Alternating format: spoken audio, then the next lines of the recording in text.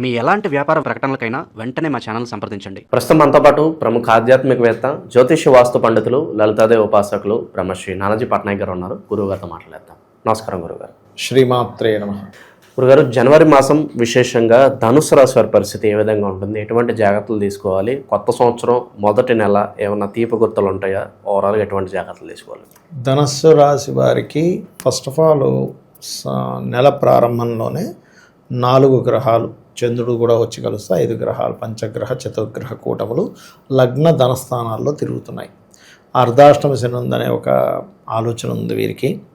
అదేవిధంగా 9వ స్థానంలో కేతువు, 7వ స్థానంలో వక్రించినటువంటి గురువు, 3లో పరాక్రమ స్థానంలో రాహు ఉన్నాడు.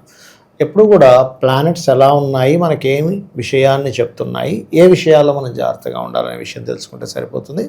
అయితే ఈ యొక్క అంశాలు చెప్తుందని నేనేప్పటికీ కూడా చెప్పిస్తుంది సాక్షాత్ లలితా అమ్మవారిగా భావిస్తూ, ముఖ్యంగా ఏంటంటే లగ్నంలో ఎప్పుడైతే అన్ని గ్రహాలు ఉన్నాయో అది కూడా ధనస్సు యొక్క రాశిలో ఉండడం అనేటువంటిది ఆధ్యాత్మికమైనటువంటి విషయాల్లో, అదేవిధంగా ఇక్కడ శుక్రుడు లాభాధిపతి అంటే ఏంటి, కొంచెం స్త్రీల మూలకంగా కొంత స్ట్రెస్ ఉంటుంది. సహజంగానే ధనస్సు వారికి ఏంటంటే ఎంత గైడింగ్ నేచరు, ఎంత ఉదార స్వభావం, పక్కవాడికి మంచి చేయాలనేటువంటి కంప్లీట్ పాజిటివ్ ఉన్నా కూడా వీళ్ళకి స్త్రీ మూలకంగా ఇబ్బంది ఉంటుంది ధనస్సు లగ్నం వారికి, పర్టికులర్గా రాశి కంటే కూడా.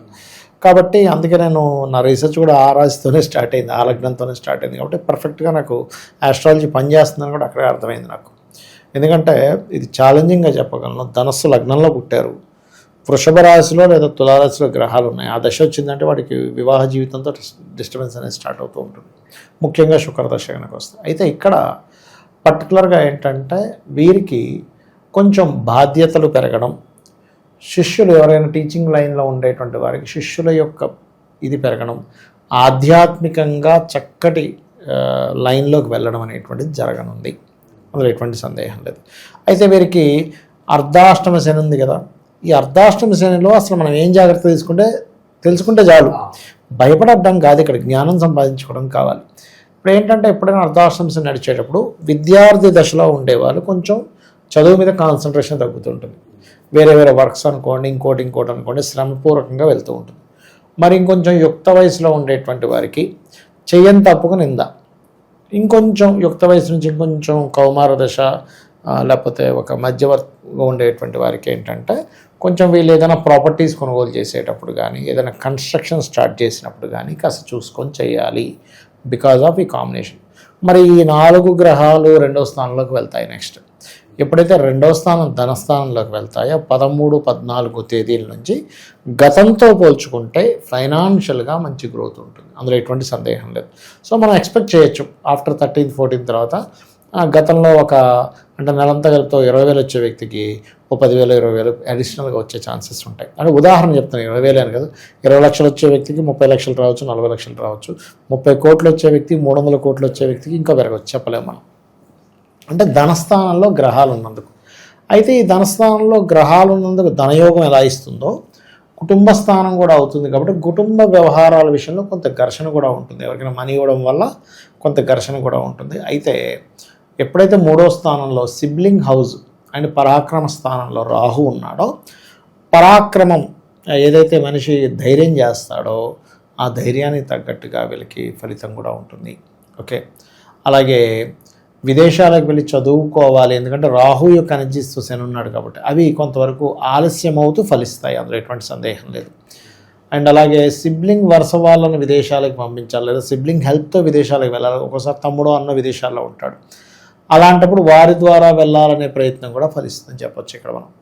అయితే ఈ 7వ స్థానంలో ఎప్పుడైతే గురువు ఉన్నాడో, గురువు వక్రించున్నాడు. ఈ వక్రించున్నప్పుడు ఏంటంటే అది మనం కర్కాటకం నుంచి వక్రించుకుంటూ వచ్చినటువంటి గురువు కాబట్టి ఇక్కడ పర్టికులర్గా మనం అర్థం చేసుకోవాల్సింది ఏంటంటే వివాహ విషయంలో కొంచెం అవతల వాళ్ళు తొందర పెట్టడం కానివ్వండి, ఇవి ఈ స్ట్రెస్లు కొంచెం ఉంటాయి. ఎందుకంటే లగ్నంలోనేమో కుజుడు సంచరిస్తున్నాడు ఫస్ట్ 15 డేస్, దాని మీద శని దృష్టి ఉంది, మళ్ళీ 7వ గురువు ఉన్నాడు. కాబట్టి ఈ యొక్క విషయాలు అంటే వివాహము, పార్ట్నర్షిప్స్, సామాజిక సంబంధించిన విషయంలో ఏదైనా మాట్లాడేటప్పుడు వీళ్ళకనే కాదు, మీరు సొసైటీలో చూస్తే కనుక డిసెంబర్ నుంచి ఇది ప్రారంభమైపోయింది, అలాంటి ఏం మాట్లాడినా వైరల్ అయిపోతూ ఉంటుంది. ఇటువంటి విషయాల్లో కొంత జాగ్రత్త వహిస్తూ ఉండాలి. అయితే పుణ్యక్షేత్రాలకు ఖచ్చితంగా ఏదైనా గణపతి ఆలయం కానీ సూర్య ఆలయాలకు కానీ వెళ్ళడం మంచిది. మొదటి 17 రోజులు కూడా కొత్త ఉద్యోగ అవకాశాలు వస్తాయి. అందులో ముఖ్యంగా టెక్నికల్ రంగాలు, సాఫ్ట్వేర్ రంగాలు, మరియు అదేవిధంగా గమనించినట్లయితే కొంత బిజినెస్ రిలేటెడ్, మార్కెటింగ్ రిలేటెడ్ రంగాల వారికి కొత్త అవకాశాలు వస్తాయి. అందులో ఎటువంటి సందేహం లేదు. అండ్ వీళ్ళ యొక్క సంతానం కూడా వీళ్ళతో పాటు కలిసి ఏదైనా బిజినెస్ లైన్లోకి వెళ్ళేటువంటి యోగం ఉంటుంది. సో కొంచెం ఫ్యామిలీ మెంబర్స్ అందరూ కలిసి కూడా మనం బిజినెస్ ఇంప్రూవ్ చేయాలని ఆఫ్టర్ సెకండ్ హాఫ్ నుంచి కొంచెం, అంటే ఫస్ట్ 15 days కాకుండా సెకండ్ 15 days నుంచి దాని యొక్క ప్రభావం అనేటువంటిది పెరుగుతుందని మనం చెప్పుకోవచ్చు. ఆరోగ్యపరంగా ఎలా ఉంటుంది గురుగారు? వీరికి ఆరోగ్యపరమైనటువంటి విషయాల్లో కనుక చూసుకున్నట్లయితే 6వ స్థానంలో గ్రహం ఏమీ లేదు, కానీ కొంతమంది చూడండి కొన్ని అంటే కొంత పార్ట్నర్స్ వల్ల సంకరించేవి కొన్ని ఉంటాయి. అంటే వాళ్ళకి ఏదో ఉండే ఇన్ఫెక్షన్స్ వీళ్ళకి రావడం, అటువంటివి కొంచెం చూసుకోవాలి. అది లవర్ కావచ్చు, బాయ్ ఫ్రెండ్, గర్ల్ ఫ్రెండ్ కావచ్చు, జీవిత భాగస్వామి కావచ్చు, వారి నుంచి వచ్చేవి కొంచెం ఉంటాయి అన్నమాట. అది కొంచెం చూసుకోవాలి. సెలబ్రిటీ రేంజ్లో ఉండే వాళ్ళకి ఎలా ఉంటుంది? సినిమా వాళ్ళకి కావచ్చు, రాజకీయ నాయకులకు కావచ్చు, కొత్త అవకాశాలు బాగా వస్తాయండి సినిమా ఫీల్డ్ వాళ్ళకి. ఎందుకంటే 3వ స్థానంలో రాహు ఉన్నాడు, పంచమాధిపతి లగ్నంలోకి వచ్చాడుగా. సో క్రియేటివ్ ఫీల్డ్లో ఉండేటువంటి వారికి, సెలబ్రిటీస్కి కొత్త అవకాశాలు వస్తాయి. అందులో ఎటువంటి సందేహం లేదు. అయితే వీళ్ళకి ఉండే అవకాశాలు మరింత బాగా అనుకూలంగా ఉండాలంటే లక్ష్మీ నరసింహస్వామి యొక్క ఆరాధన ఎక్కువగా చేయాలి. వీరు చేస్తే ఖచ్చితంగా బాగుంటుంది. సో ప్రతి ఒక్కరు కూడా కొత్త సంవత్సరం మనం ఏ పని అనుకున్నా కూడా ఎటువంటి ఆటంకం లేకుండా ముందుకెళ్ళాలి, కార్యసిద్ధి కలగాలని కోరుకుంటారు. దానికోసం ఏదన్నా రెమెడీ చెప్పండి. ఒకటేనండి, కొత్త సంవత్సరంలో కార్యసిద్ధి కలగాలి అని చెప్పి అవ్వాలంటే లక్ష్మీ నరసింహస్వామి ఆరాధన ఎక్కువగా చేస్తూ ఉండాలి. మరియు వీళ్ళు శని బుధ లేదా శని బుధ గురు 3 గ్రహాల దగ్గర దీపారాధన చేసి వాటి చుట్టూ ఒక 9 ప్రదక్షిణాలు చేసుకుని అదే ఆలయంలో ఉన్న స్వామివారికి కానీ అమ్మవారికి కానీ ఒక 3 ప్రదక్షిణాలు కానీ చేస్తూ, అర్ధాష్టమి శని కూడా నడుస్తుంది కాబట్టి వీలైనంత మటుకు ఇంట్లో చండీ లేదా కాలభైరవ అష్టకాన్ని ఎక్కువగా ప్లే చేస్తూ ఉండాలి. అప్పుడు ఇబ్బంది అనేటువంటిది ఉండదు. ప్రజెంట్ ఉన్న గ్రహస్థితి బట్టి ఎలాంటి పరిహారాలు వీళ్ళకి బాగుంటాయి అంటారు? వీళ్ళు ఎక్కువ చండీ పారాయణం చేసుకోవడం, తల్లిగారు, ఎందుకంటే అర్ధాష్టమి శని నడుస్తుంది కాబట్టి తల్లిగారు ఆరోగ్య విషయంలో కాస్త జాగ్రత్తగా ఉండడము, బెల్లము గోవులకు తినిపించడము, తెల్ల నువ్వులు బ్లూ కలర్ వస్త్రం దానంగా ఇవ్వడము, ఆయిల్ దానంగా ఇవ్వడం, ఇవి ముఖ్యంగా చేసుకోవాలి. గురుగారు, ఈ ఓవరాల్ 2026లో గ్రహస్థితి కాస్త ఇబ్బందికరంగా ఉంది అని అంటున్నారు. మరి ఎటువంటి పరిణామాలు జరగబోతున్నాయి అంటారు ఓవరాల్గా? యాక్చువల్గా 2025 నవంబర్ ఎండింగ్, డిసెంబర్ నుంచే ప్రారంభం అయిందండి గ్రహస్థితి. దీనివల్ల ఏంటంటే ఫస్ట్ ఆఫ్ ఆల్ మనకి ఎయిడ్స్ ప్రబలుతుంది బాగా. HIV అనేది పెరిగిపోద్ది, బాగా విపరీతంగా పెరుగుతుంది. అది కొంచెం జాగ్రత్తగా ఉండాలి. స్త్రీ పురుషులు సాంగత్యం కలిసేటప్పుడు అది జాగ్రత్తలు తీసుకోవాలి, తప్పదు. అలాగే రెండవది ఏంటంటే గాలి ద్వారా వచ్చేటువంటి కొన్ని ఇన్ఫెక్షన్స్ రెస్పిరేటరీ సిస్టమ్ మీద, ఊపిరితిత్తుల మీద ప్రభావం చూపించనుంది. సడన్గా గాలివాన ఎక్కువ అవ్వడం, కొన్ని మత కల్లోహాలు ఏర్పడడం, ఒకరి మీద ఒకరు కేసులు పెట్టడం, సినిమా మూలంగా కేసులు ఏర్పడడం. ఇప్పుడు మనకి ఈ అఖండ కూడా రిలీజ్ అవ్వబోతుంది కాబట్టి అఖండ మూవీ మూలంగా కూడా కొన్ని ఏదైనా కేసెస్ ఏర్పడడం, గొడవలు ఏర్పడడం, కొన్ని ఆటంకాలు ఏర్పడడం, ఇట్లాంటివి జరగనున్నాయి. అంటే ఏం లేదు, ఒక మతం వాళ్ళు వ్యతిరేకించడం, అంటే ఇంత వీళ్ళ సనాతన ధర్మాన్ని ఇంత గొప్పగా చూపించేస్తున్నారని కుళ్ళు బుద్ధితో ఎవడో ఏదో ఇచ్చేయడం, అట్లాంటివి కూడా ఉంటుంటాయి. అది పర్టికులర్గా.